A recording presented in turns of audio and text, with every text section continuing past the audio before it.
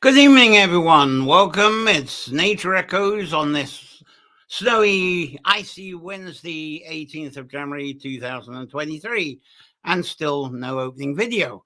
So I'm going to get straight onto it, and thank you for joining me for this is our weekly time of echoing news, stories, poetry, and art connected to nature folklore, holy wells, and our precious water, woodland, wildlife. And through this edition, we're going to be focusing on how this AI that's being talked about, how will it affect the foundations of what is now folklore? How's it going to...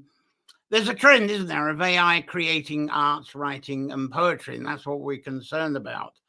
So this Nature Folklore Live, growing Nature Folklore video library, is free of adverts and other services.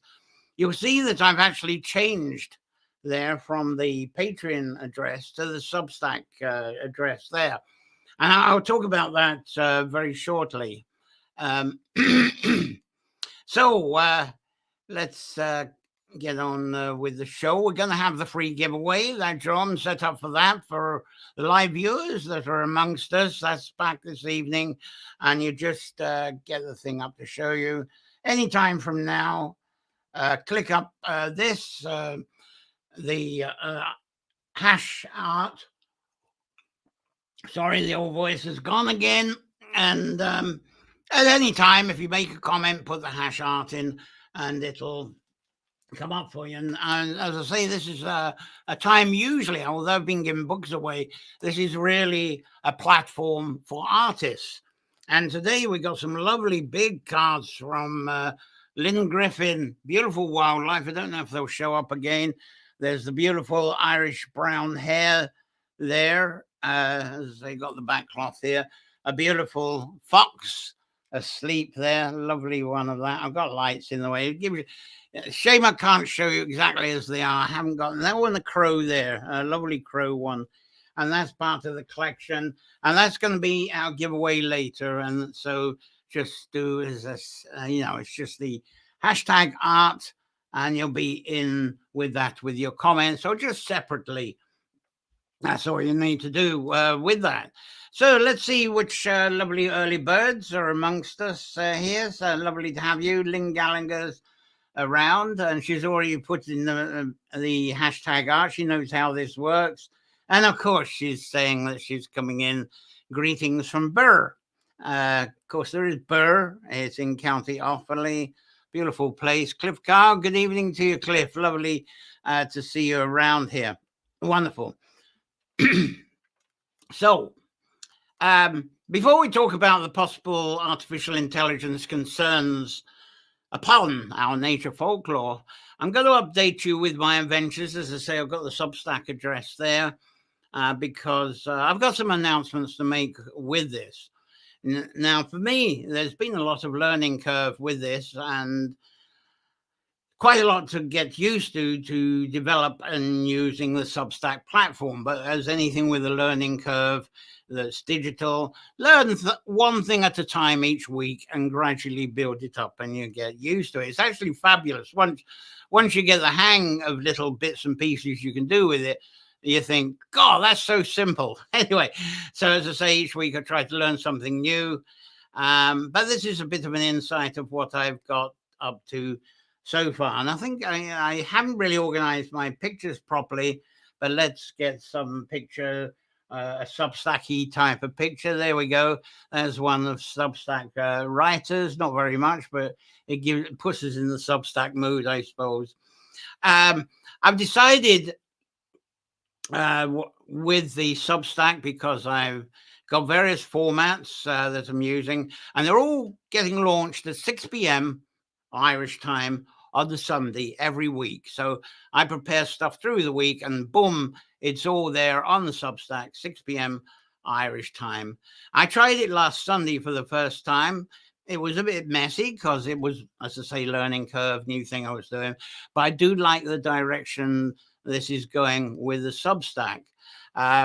What I did, I published a text with photos article, and that's for subscribers who are on the free plan.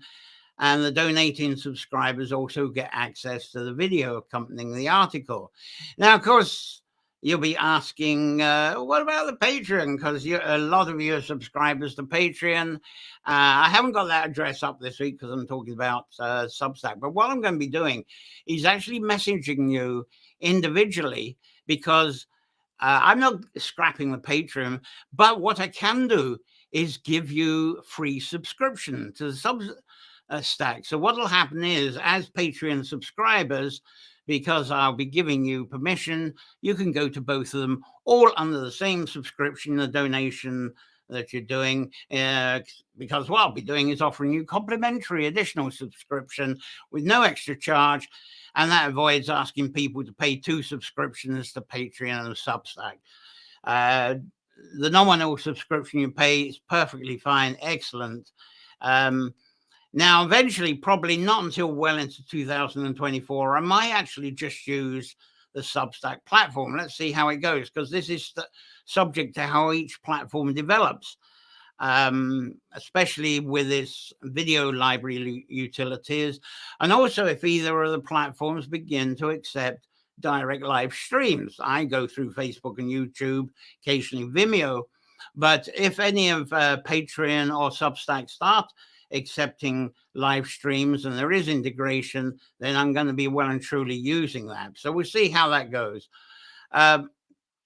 Substack has a different subscription format. It's actually €5 a month, but if you pay annually, it's €30 or $30, £30 a year.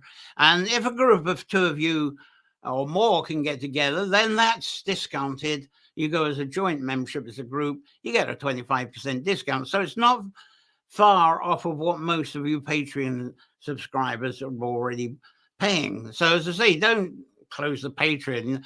I'll get you switched over easily enough, and I'll write to you individually about that. But as I say, Substack has a free subscription level. If you go to naturefolkloresubstack.com, you'll understand it from the template that comes up. So upcoming developments I'm going to make on this Substack. I'm going to return as soon as I can with a weekly podcast.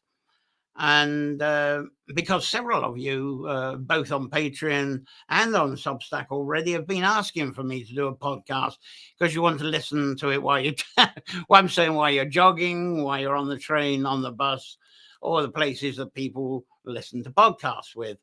Also, Holy World's Revival, because after Imbolg, I'm going to be back out exploring the wells, and I'm going to have Holy World's Revival on Substack page as it is. So if you go to that link, you'll see how my page has developed.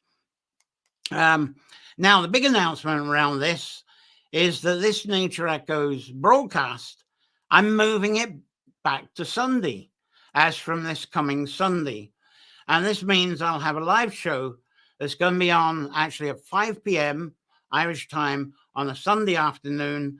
It's just before the content all gets published on the Substack at 6 o'clock.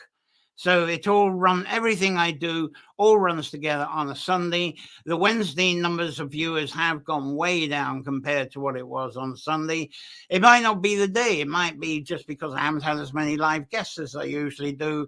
Or maybe the subject's not as interesting, or maybe because people are out and about more because we're not held in due to some disease going around. I don't know. But anyway, moving to Sunday is a huge convenience. And in fact, one of the reasons I am having a problem with guests is that they don't want to do recordings midweek or come live midweek. So Sunday seems to have much greater convenience. So on this Sunday, I'm actually going to be carrying on. I'm going to be talking about the AI, the artificial intelligence, in a minute. And I'm going to be bouncing between that and divination on Sunday, just in a few days' time. So I'll be following on from this A1 AI debate. But first, let's look what your any comments so far, questions before I get on to this.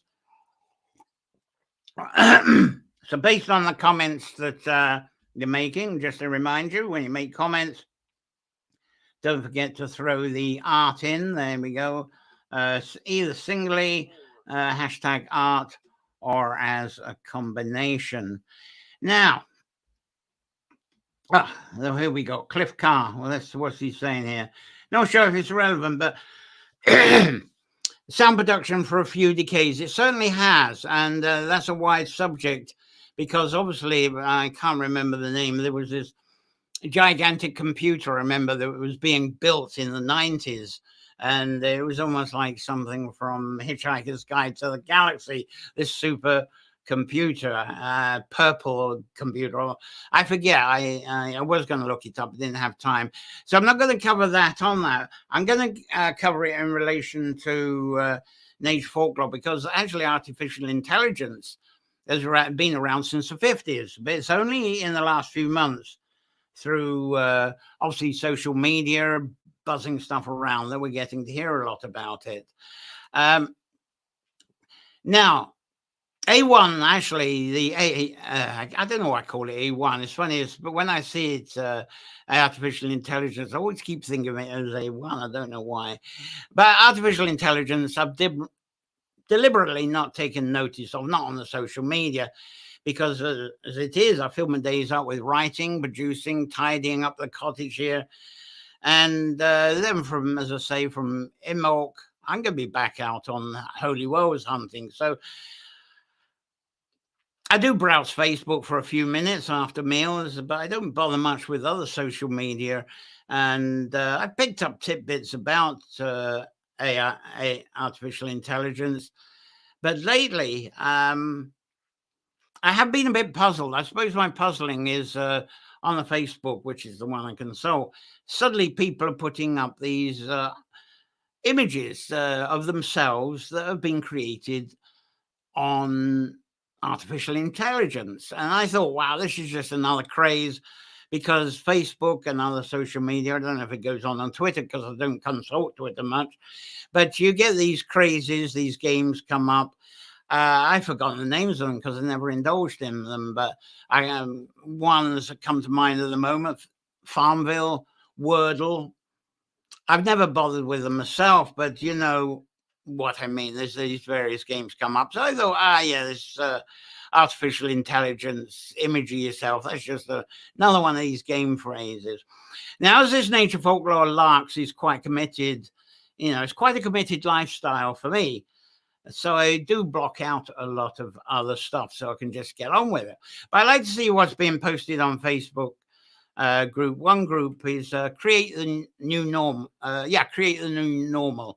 And it's moderated by a beautiful basket weaver, Kate Burrows. And that group lately has been posting several articles and comments about AI.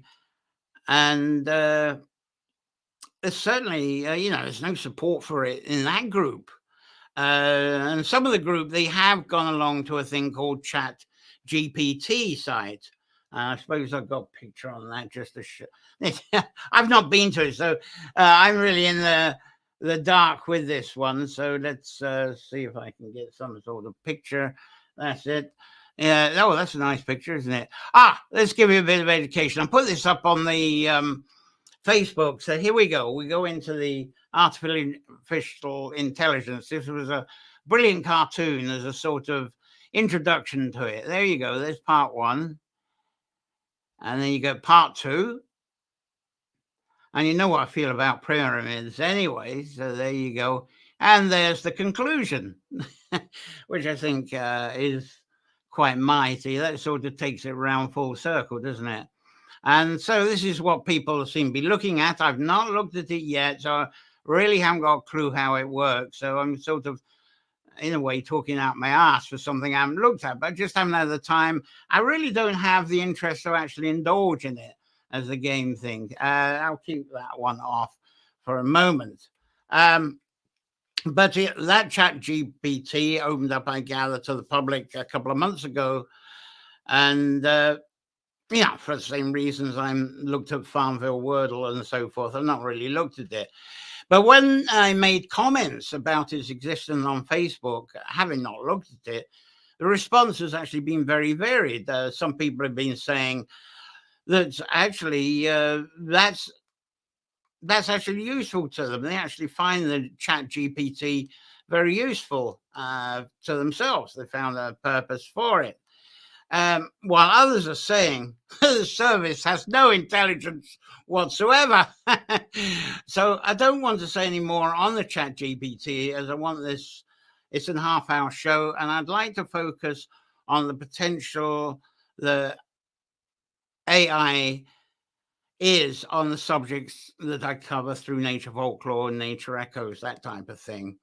And I want to move on to a blog post that was published this week by Dana Driscoll. You may well be familiar with her, a guest on Nature Folklore on some of the Sundays. That's where I bring the picture up, because that's her banner there.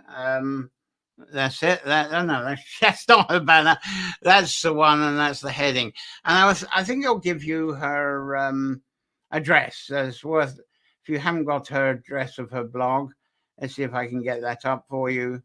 It's the Druid's Garden, absolutely brilliant blog, druidsgarden.com, and it's the article that's right at the top. And Dana's actually going to be a guest here early February. I hope she might be on tonight, but she's busy for the rest of this month. But she's got another book coming out, so she's got a deadline. But she'll be with us early in February, so we'll continue this on a bit. But as I say, her blog post, it's called Daydreaming and Mind Wandering as a Creative Practice. Right, no comments so far on that. So whatever I host, those of you who know me, whatever I've hosted and facilitated in the past, especially things like Bards in the Woods, the Tree Labyrinth experiences at Carrow Crawley, and even online workshops, my tent doing these things, and a lot of things I've done through my life, has always remained the same. It's similar.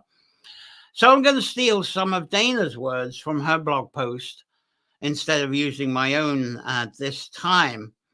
And it's I'm sort of using a Dana GPT by doing this. But anyway, Dana, what she said as part of this blog, just taking a paragraph from it.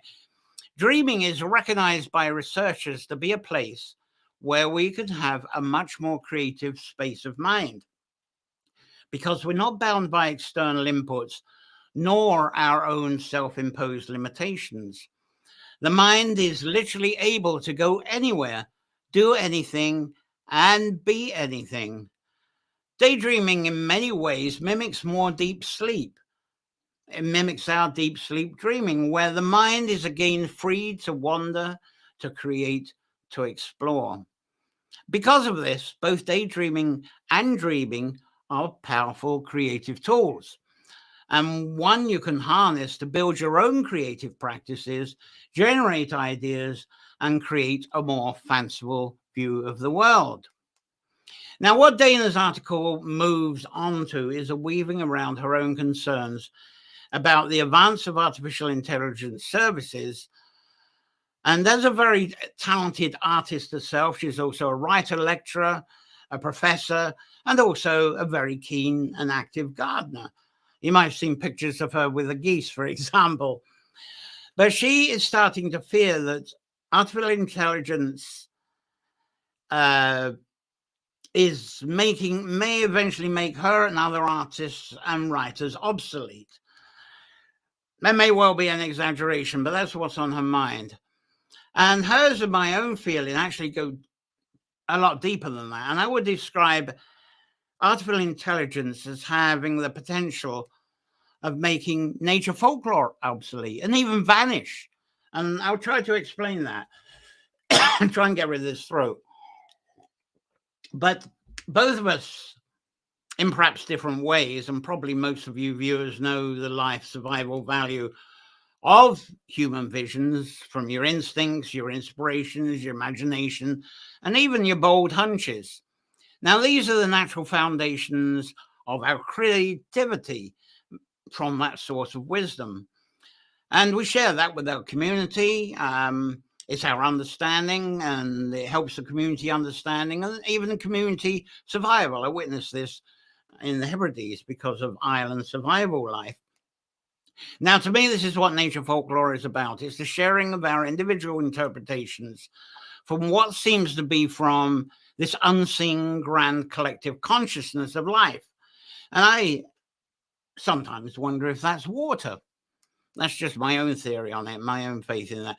But that's a total different topic to share and discuss. I'm going to be doing some water divination, so I might bring it up again on that. But during past live broadcasts, you will have heard me question the value of folklore this based entirely on past scribe scripts. So why is the contents of a medieval scribe manuscript more authentic than contents of the earliest mass-produced books for the public that came out during the 18th and 19th century? I don't see the difference myself. Because I do love written and scribed snapshot interpretations of folklore through time. It's wonderful to get the old scripts, where you've got to have the gloves on and you have the piece of silk as you turn the pages, and these very antique pages with language that's so much of the past. You haven't got a clue of doing a direct translation. And then you get the Victorian books, which you can still read around the these and thous and so forth. But I feel, these are snapshots. Now, people, these scribed and books through the ages, people have built religions, they've enforced cultures, and more recently, doctrines and cults, especially pagan ones. And there was the one thing I think the social media has really encouraged is the setting up of doctrines and cults around stuff that's written down, scribed down.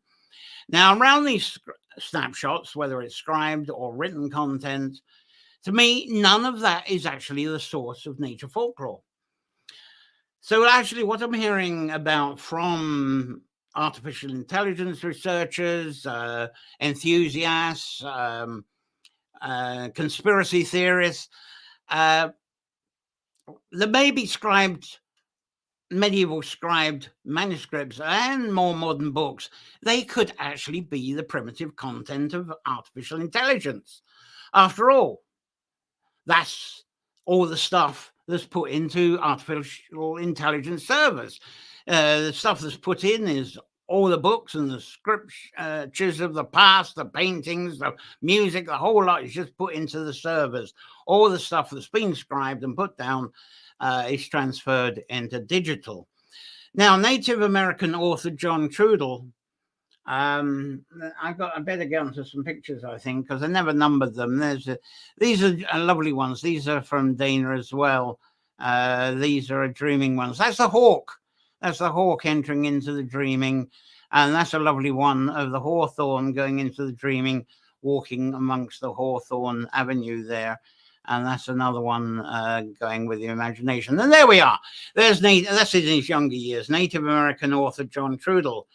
And he quoted, "All human beings are descendants of tribal people who were spiritually alive and in love with the nature world. When we were tribal, people we knew..." Oh, sorry, I will read that again. "When we were tribal, people we knew who we were. As people, we knew who we knew where we were, and we knew our purpose. Sacred perception remains alive and very well in our genetic memory. We may carry it inside of us. It may seem like a dusty box in our mind's attic, but it's there and it's accessible." Now, during my life and through recorded sessions about divination, I talk about prompts. And I talk about prompts a lot when we talk about Ogham, because I believe that prompts were our earliest language before we started joining up symbols and writing sentences. And there's prompts, to me, that opened up with John Trudell there. To me, that's what opens up the attic box that's in our mind. And that's the connection spot to the purest of life flows, the dreaming, the daydreaming. And I often use the example of my Chinese herb company boss and him saying that it's not the ingredients of herbs and supplements that nourish and heal us, but it's that unseen, uncalibrated element that holds it all together. And that the elements inside it, the ingredients, they just become the life's carrier that provides that nutrition. Now, this is what I'm feeling here. Books and scripts are generally products of libraries, schools, colleges, and universities, though all of these may be wonderful tools, and people do describe this in a beautiful way, that all these books and scriptures, especially, as I say, if you've got the gloves on and you got the silk pole, I mean, when you do that, your imagination runs wild. So these are wonderful tools to set off our imaginations and set off new visions. But we do not actually pass exams or get degrees from our imagination, but we get so by putting in our own words, an expression of what is called proven and factual content. Now, that I personally think is doing that is absolute nonsense. As I said, I love the snapshots of the written work as reference and also as prompts, but not as a lifestyle. Now, to me, AI, artificial intelligence, that's an extreme acceleration of this. Tell me what you think in your comments on this. We still have choices when we're faced with websites and apps provide us with things that we can do, things we can play with in relation to artificial intelligence. We do have choices. But I'd like to feel that we do remain guided by the collective consciousness of life. And that is what I feel is interpreted into nature folklore. To do that, rather than be enslaved by a man-made digital service, because after all, the artificial intelligence, it's all on man-made servers, digital servers, but don't be enslaved into believing that as being the accepted, authentic sources of wisdom. In the same way, I tend to preach the idea, don't accept the written word as being the authentic sources of wisdom. Knowledge, yes. Collection of knowledge, believe in that. But wisdom, that's something uncalibrated, unscribable, but you can do your best from your visions, using the words and language you've got to describe that. And to me, that's knowledge.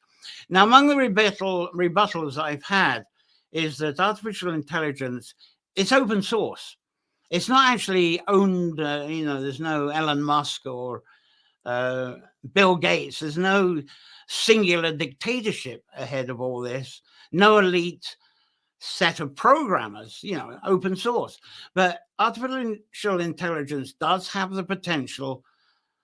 It does. Every human being has the choice that they could actually put something into the artificial intelligence servers from anywhere in the world. So in theory, you could have the input of every human being on the planet, whatever they can type in or whatever they can scan into it. Now, if this was so, we're returning to a situation that's like what my Chinese boss said. Because all those inputs by all the people in the world, they're just mere ingredients put into the artificial intelligence servers.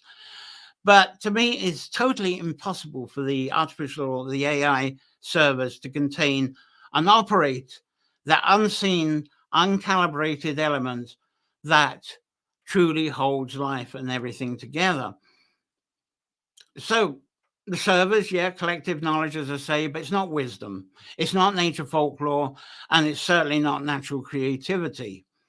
So on Sunday, I'm going to continue this on Nature Echoes in a few days' time, and I'm going to make comparisons of artificial intelligence to divination, and divination within the senses of nature.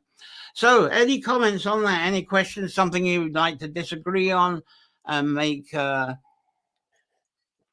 comments on? I see a few of you have held on to me, so boxing away. Claire Roach is here saying about spectacular background, very important progress. Yeah, the background actually is an artificial intelligence interpretation of art of the universe. And it'll be a combination of artworks from different people as what's been put in.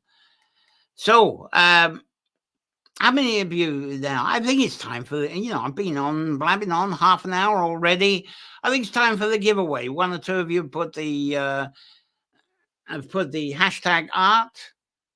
So don't be shy now. Put in the hashtag art. As I say, I've got the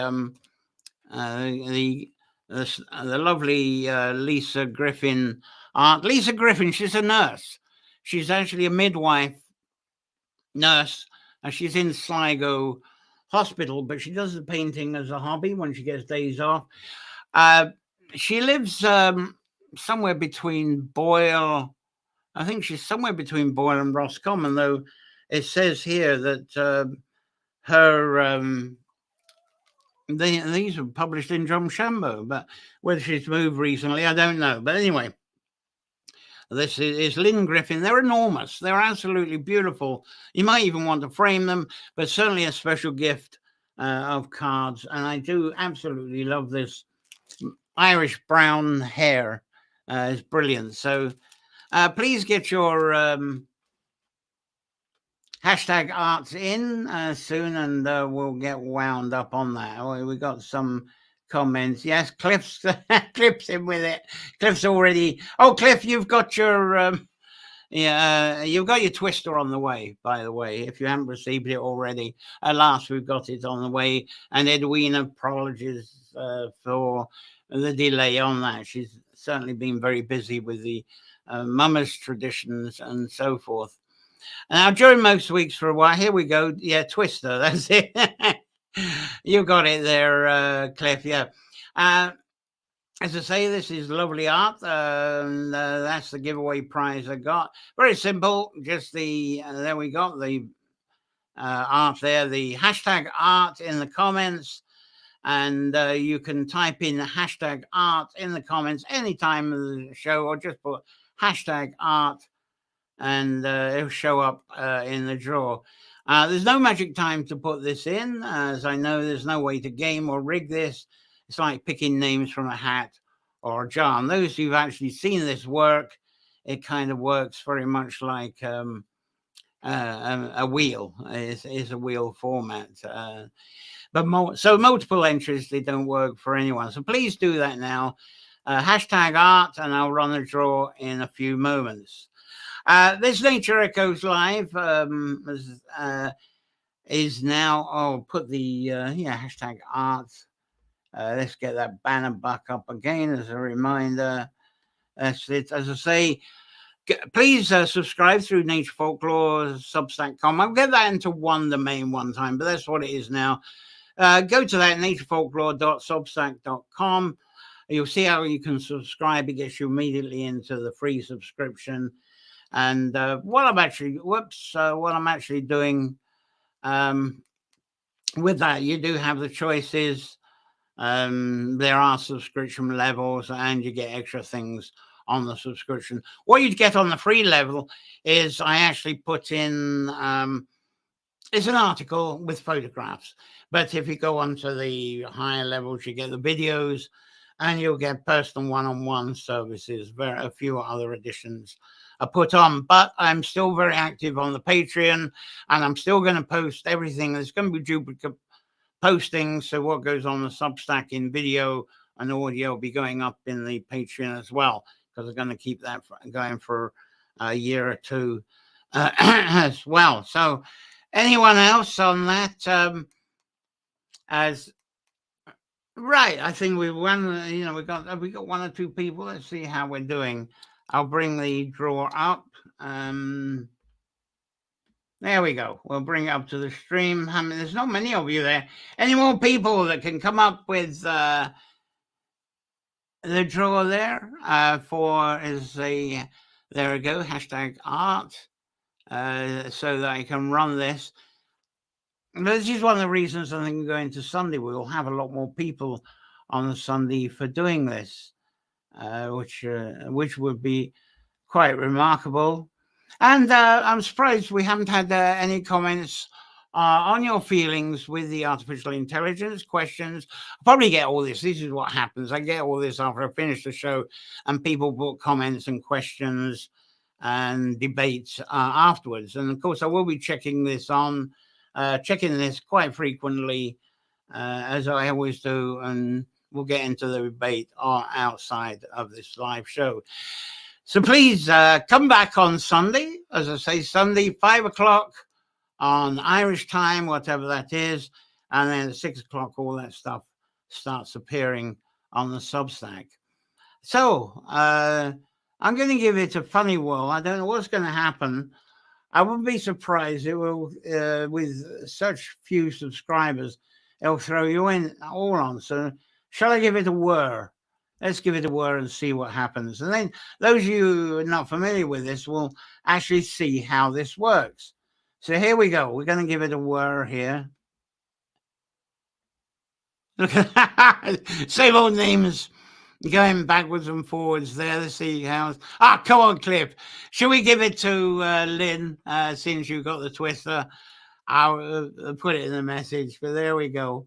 I should have given it an old man. Anyway, congratulations to being the winner on it. I'll hear what you actually say on that one. So thank you very much. I'll get that off of that. Very good. So if you're watching this after the broadcast, keep posting your comments here. And I do check the comments and reply to what you're posting, what you say. Click the bell icon on the YouTube, and I'll remind you of what's coming up on the next Nature Echoes. So it leaves me to wish you a great week full of wonder. Hope you're back with me on Sunday, 5 o'clock Irish time. And have a wonderful time. If there's the snow, enjoy the charms of the snow and walking around, whether in the woods or on the tracks, or enjoying the mysteries of nature somehow. So until Sunday, play well. And I think that's about as much as I've got for the show. So thanks very much. A pleasure being in your company. Thank you very much. And how do we get out? There we go. Bye, everybody. Bye.